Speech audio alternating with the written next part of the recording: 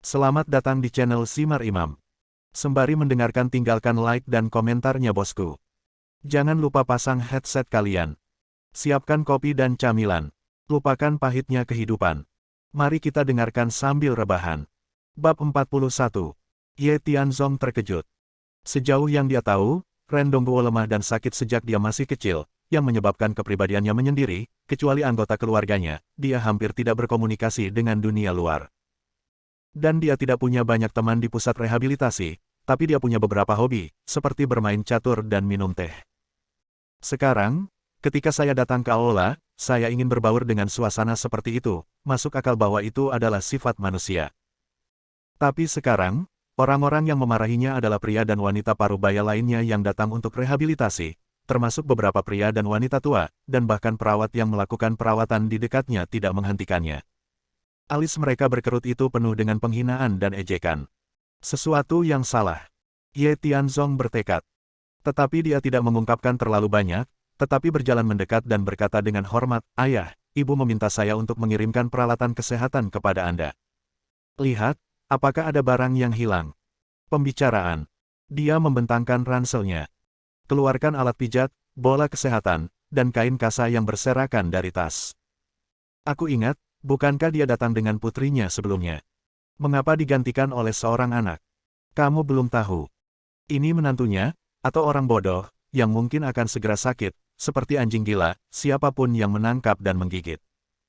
Haha, Ren Dongguo ini telah menjadi anjing di keluarga Ren sepanjang hidupnya, dan sekarang dia telah menemukan anjing bodoh lainnya. Kenapa? Ini berencana untuk mewarisi mantelnya. Jauhi mereka, aku takut tertular. Orang-orang di sekitar mengejek Ren Dongguo dengan tidak hati-hati. Ngomong-ngomong, Ye Tianzong juga dibawa masuk.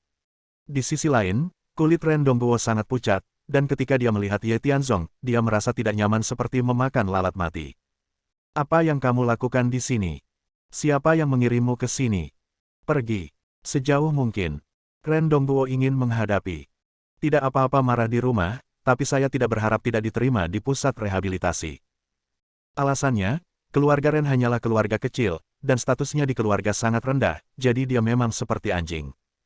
Pusat rehabilitasi seperti ini bisa dianggap sebagai penyembuhan bagi orang kaya. Pernikahan adalah tentang menjadi serasi, dan bermain adalah tentang menjadi setara. Dia jelas tidak berada di lingkaran yang sama dengan mereka, tetapi dia memiliki dua hobi dalam hidupnya, bermain catur dan minum teh. Dan melihat mereka berkumpul dan bersenang-senang, sejujurnya saya merasa sangat gatal di hati, karena saya tidak bisa bermain, mengapa saya tidak melihat? Siapa tahu, ini juga akan ditendang keluar.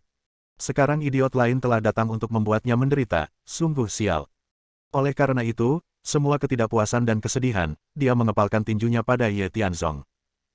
Setelah selesai berbicara, melihat bahwa Ye Tianzong tidak menanggapi, dia bahkan lebih marah, dan memukul bahu Ye Tianzong dengan tinjunya.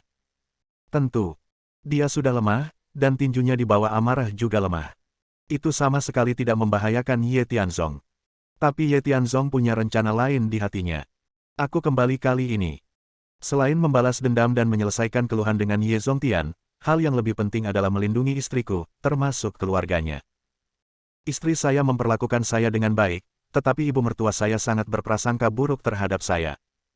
Untuk menangkap pencuri, kamu harus menangkap raja terlebih dahulu. Jika kamu ingin berurusan dengan istrimu, kamu harus berurusan dengan keluarganya terlebih dahulu. Adapun ibu mertua, tidak mungkin membalikannya untuk sementara waktu. Jika kamu bisa mulai dengan lelaki tua itu dan membantu mendamaikan, itu mungkin cara yang baik untuk berkeliling. Pikirkan di sini. Ye Tianzong tiba-tiba mengangkat kepalanya, tatapannya menjadi lebih tajam. Ayah, aku di sini kali ini. Selain membawakanmu peralatan perawatan kesehatan, yang lebih penting, aku ingin memberitahumu kabar baik. Setelah bimbinganmu, akhirnya aku memecahkan permainan catur yang rusak tadi malam. Tidak ada yang bisa memecahkannya di buku saya atau di ponsel saya. Saya tidak menyangka Anda baru saja menghubungi saya sedikit, dan saya berhasil. Kamu benar-benar tidak menyembunyikan apapun. Ye Tianzong pura-pura bersemangat. Tapi Ren Dongguo yang mendengarnya tercengang, omong kosong apa yang dibicarakan orang bodoh ini. Kapan saya mengajarinya cara memecahkan catur? Dan beri dia nasihat, alangkah baiknya tidak memarahinya sampai mati. Namun, penonton lainnya, mencemooh, berhenti tiba-tiba. Mereka saling memandang dengan cemas, dan kemudian tertawa terbahak-bahak. Saya khawatir si idiot ini sangat bodoh sehingga dia benar-benar mengatakan bahwa ayah mertuanya yang memerintahkan permainan catur. Ini adalah saat kita orang awam, atau berpikir bahwa kita tidak memahaminya Ren Dongguo. Status rendah, tidak ada kekuatan, bahkan bermain catur adalah permainan yang buruk. Selain mengetahui rutinitas catur konvensional, apalagi yang akan kamu lakukan? Aku biarkan dia berkelahi, dia bahkan tidak bisa mengalahkanku. Tidak ada yang percaya bahwa Dongguo tahu cara bermain catur. Semua orang merasa bahwa mungkin anjing tua itu sedang terburu-buru dan mengundang seseorang untuk menyanyikan oboe bersamanya agar wajahnya lebih panjang. Tapi dia menemukan seorang idiot untuk bertindak sebagai pelapis. Benar saja, anjing tua dengan idiot itu sempurna. Dasar bodoh, keluar dari sini. Berhentilah mempermalukanku di sini, dan aku akan membuat Yurou menceraikanmu nanti. Bertemu denganmu, bintang yang berduka, aku benar-benar tidak beruntung selama 8 kehidupan. Ren Dongguo tidak bisa menahan diri. Tidak apa-apa malu di rumah, tapi sekarang kamu keluar untuk berpura-pura gila, tidak ada tempat untuk meletakkan wajah lamamu. Menderu dan mendorong Ye Tianzong, ketika dia mundur ke permainan catur tidak jauh, Ye Tianzong tiba-tiba berkata, "Ayah, bukankah ini permainan catur yang kamu pesan untukku tadi malam?" "Apa?" Ren Dongguo terkejut. Lihat secara tidak sadar. Permainan catur telah mencapai puncaknya, sisi merah berada di atas angin, melingkari dan menekan sisi hitam, dan telah menjadi jenderal. Jika satu langkah salah dilakukan, itu akan hilang selamanya. Dan dua orang yang bermain melawan satu sama lain adalah master catur di panti jompo, dan justru karena pertarungan antara mereka berdua saya mengambil risiko dimarahi oleh semua orang dan keluar untuk menonton. Dari awal hingga saat ini, dia telah menyaksikan keseluruhan proses, mengambil satu langkah dan menonton 3 langkah, dan dia memainkannya dengan paling jelas. Dia masih berpikir saat itu, jika dia bermain dengan salah satu dari mereka, apalagi kebuntuan selama setengah jam sekarang, diperkirakan dalam 3 hingga 5 menit, Anda harus melucuti senjata dan menyerah, tanpa kekuatan untuk menangkis. Tapi sekarang, si idiot ini sedang menggali lubang untuk dirinya sendiri. Saya tahu cara bermain catur, tetapi saya tidak tahu taktik bermain catur. Bukankah ini sengaja menipu diri sendiri dengan bermain trik di depan kedua tuan ini? Bodoh, cepatlah, jangan di sini. Sebelum Ren Dongguo bisa menyelesaikan kalimatnya, pemain catur hitam yang sudah babak belur itu menamparkan meja dan berkata dengan marah, "Mengapa kamu berdebat di sini? Apakah kamu tidak tahu bahwa menonton catur tanpa berbicara adalah pria sejati? Masih menelepon, dan berlatih. Siapa yang tidak tahu kebajikan seperti apa yang dimiliki Ren Dongguo? Orang sakit, bermain catur baunya seperti anjing. Di seluruh panti jompo, tidak ada yang mau melihatmu. Cepat, jangan ganggu aku bermain catur di sini, atau aku akan membiarkan semua orang melaporkanmu dan mengusirmu dari panti jompo." Pemain hitam berusia awal 50-an dan agak botak. Saat dia berbicara, wajahnya penuh dengan daging, sepertinya dia dulunya adalah orang yang berada di jalan, tetapi sekarang dia datang ke panti jompo untuk mengkultivasi tubuh dan pikirannya. Pemarah, bukan tuan yang panas. Ren Dongguo tahu betul bahwa dia tidak memiliki kekuatan untuk menantang lawan, dan dalam permainan catur, dia tidak memiliki banyak wawasan. Dia tidak mengatakan apa-apa, hanya menundukkan kepalanya dan meminta maaf, lalu pergi dan meraih Ye Tianzong, dan hendak berbicara, tetapi Ye Tianzong berkata, "Kamu dikalahkan, beraninya kamu berteriak. Bahkan jika kamu duduk di sini dan memikirkannya sepanjang hari, itu masih tidak sebaik ayahku memberitahumu sebuah trik. Tentu saja, dia hebat dalam catur, kalian tidak layak bermain melawannya. Jadi, sebagai murid ayah mertuamu, kamu bisa mengubah permainan ini." Mendengar, pecatur merah memandang Ye Tianzong dengan penuh minat, dan berkata pada dirinya sendiri, "Jangan bilang aku tidak akan memberimu kesempatan. Sekarang, kamu datang untuk bermain catur denganku. Lanjutkan saja permainan catur ini. Jika kamu bisa mengalahkanku, kami akan menghormatinya sebagai Master Dongguo. Mulai sekarang, siapapun yang berani tidak menghormatinya akan membuat masalah denganku, Bai Yaozi. Sebaliknya, jika kamu kalah, maka kamu, dan ayah mertuamu, keluar dari panti jompo bersama. Kamu tidak diterima di sini." Pemain catur yang menyebut dirinya Bai Yaozi mengatakan ini. Itu segera disetujui oleh semua orang. Tampaknya statusnya di sini sangat tinggi. Apalagi nama Bai Yaozi memiliki sikap seperti peri, usianya 60 tahun dan memiliki janggut dan rambut putih. Dilihat dari wajah dan nada suaranya, dia bukan tipe orang di sekitarnya, tetapi lebih seperti seorang ahli dengan latar belakang. Tidak masalah. Apa masalahnya? Bodoh, apakah kamu tahu cara bermain catur? Ren Dongguo berteriak dengan kasar dan ingin membatalkan perjanjian, tetapi Ye Tianzong berkata dengan suara rendah, "Ayah, percayalah padaku, aku bisa mengalahkannya. Jika kamu kalah, paling buruk mari kita pindah ke panti jompo. Lagi pula, kamu sepertinya tidak terlalu populer di sini. Tapi jika kamu menang, itu akan dianggap sebagai perbaikan namamu. Tidak ada yang berani meremehkanmu di masa depan. Oleh karena itu, menang atau kalah, itu bukan kerugian untukmu." Kata-kata Ye Tianzong menyentuh hati Ren Dongguo. Selama bertahun-tahun, dia tidak berguna sampai sekarang, dan dia tidak pernah benar-benar meluruskan punggungnya. Menelan amarahnya di rumah, dan diejek di luar, perasaan menjadi tikus jalanan dan semua orang berteriak dan memukulinya, dia sudah muak. Dia juga pemarah, menamparkan meja, dan berteriak, "Oke, kamu datang dan bermain melawannya, ikuti apa yang aku ajarkan tadi malam, mainkan dengan baik." Akting memainkan set lengkap. Apalagi saat kalimat terakhir diucapkan, bahkan Ye Tianzong pun senang. Di luar dugaan, lelaki tua ini cukup baik. Namun, ketika Ye Tianzong duduk, Ren Dongguo tanpa sadar bergerak untuk menghindarinya.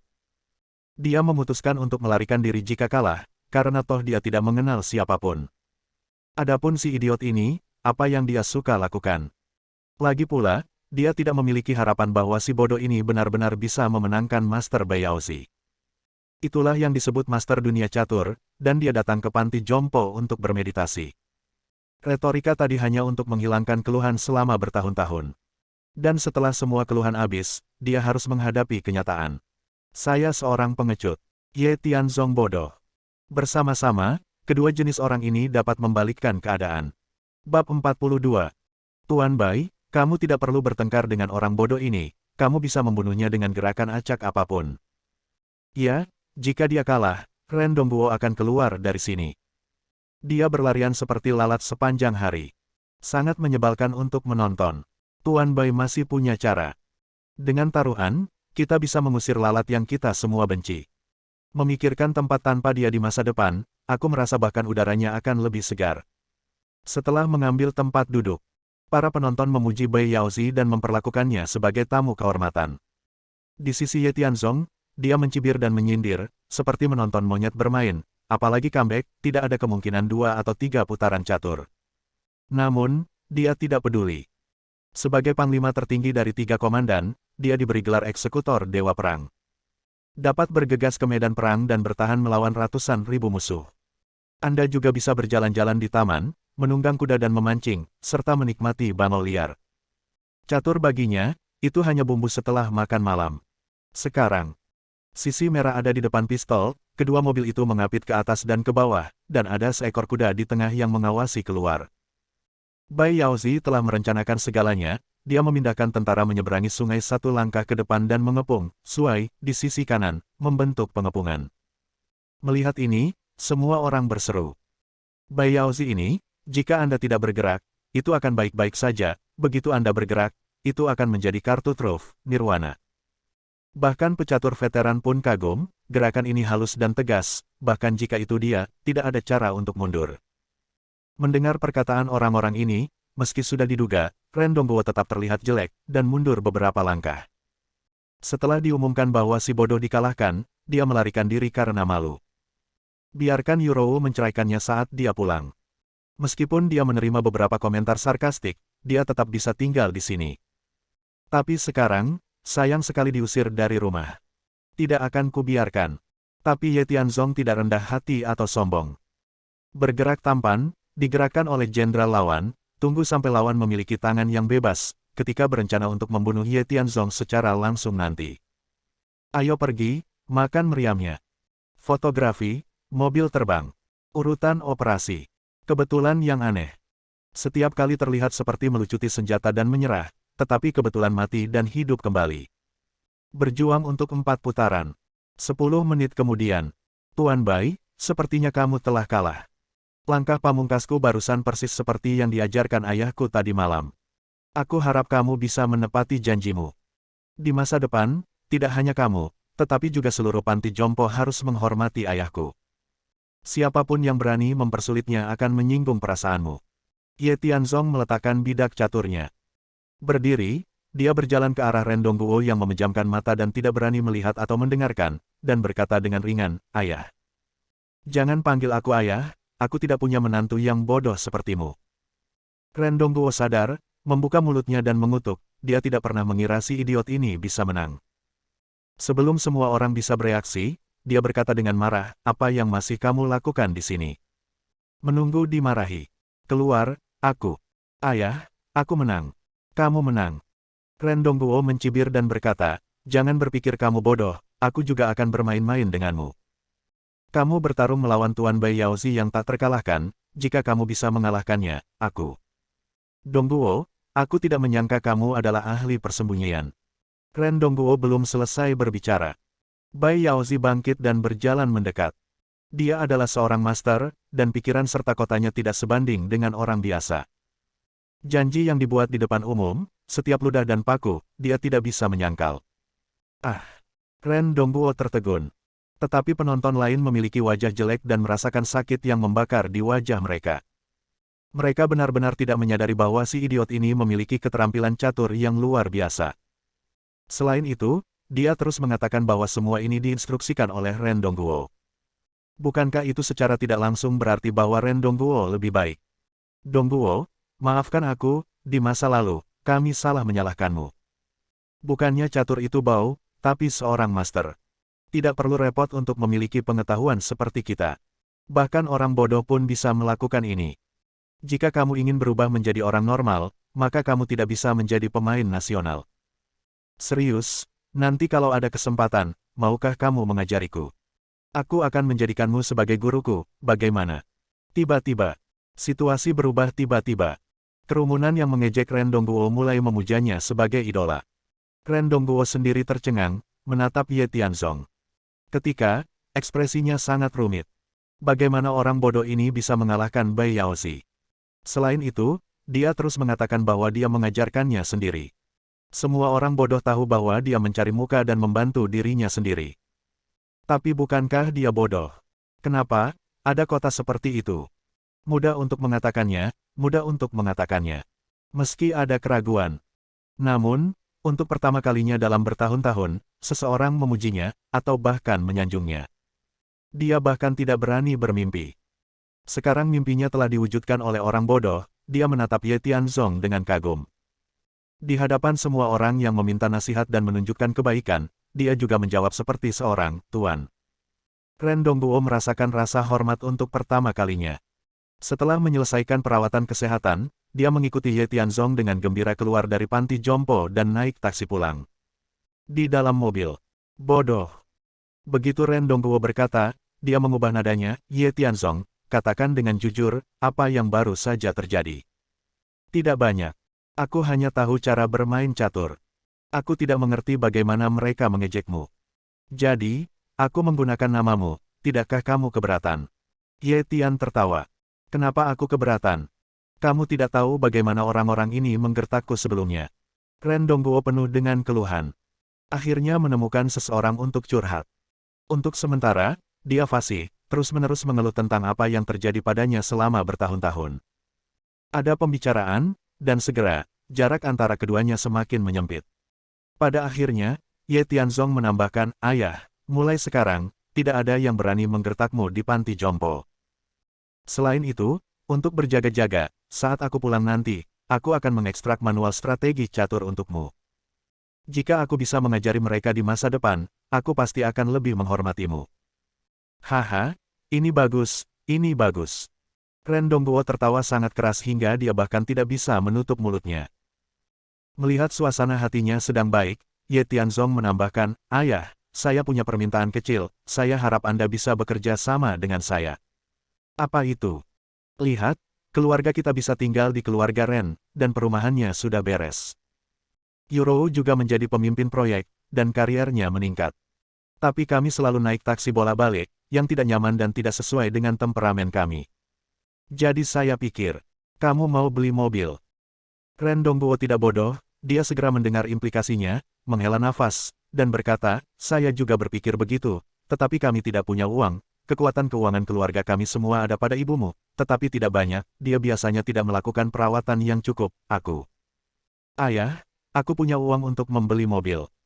Nanti, ayo ambil mobilnya di toko 4S nanti, tapi aku khawatir Euro akan bertanya, dan aku tidak bisa menanganinya.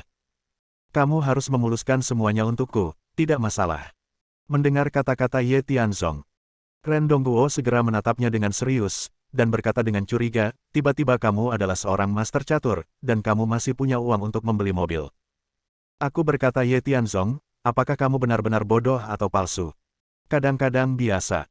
Ye Tianzong tidak mengubah wajahnya, dan berkata, tapi aku hanya punya satu tujuan, yaitu membuat Euro bahagia, agar keluarga kita bisa bersama dengan bahagia. Itu berhasil. Ren Dongguo tidak bertanya lagi, tapi dia hanya menebak-nebak di dalam hatinya, apa asal-usul menantu konyol ini. Dia memutuskan untuk diam dan menunggu beberapa kontak lagi untuk beradaptasi dengan kondisi setempat. Selama dia mengetahui bahwa anak ini memiliki niat jahat, belum terlambat untuk menghadapinya. Setengah jam kemudian, saya kembali ke Bunga Loren. Saat ini, waktu menunjukkan pukul 1 siang. Ketika Ye Tianzong keluar, dia sudah menyiapkan makanan dan memberitahu Ren Yuro, dan ibu mertua juga menyelesaikan perawatannya dan pulang, ibu dan putrinya seharusnya sudah makan. Tapi siapa yang tahu? Mendorong membuka pintu dan masuk, mereka menemukan ibu dan putrinya duduk di sofa, mengerutkan kening dan tidak mengucapkan sepatah kata pun. Dan makanan di atas meja sudah dingin, bahkan tanpa menggerakkan sumpit. Ye Tianzong memiliki firasat buruk, jadi dia bertanya, Bu, istri, ada apa denganmu? Apakah kamu sudah makan? Makan? Makan, kamu akan tahu cara makan. Kata-kata belum selesai. Zhang Chunqin meraung seolah dia telah mengambil bubuk mesiu, ini semua salahmu, idiot, jika kamu tidak menyinggung tuan muda keluarga Li, mereka tidak akan menghentikan pasokan bahan bangunan untuk proyek Heilongwan. Tidak, nenekmu dan yang lainnya tidak mau memenuhi janji mereka, kamu mencoba membuat kami mati. Aku tahu tidak baik membuatmu bodoh, kamu hanya pembuat onar. Bersambung. Nantikan bab selanjutnya bosku.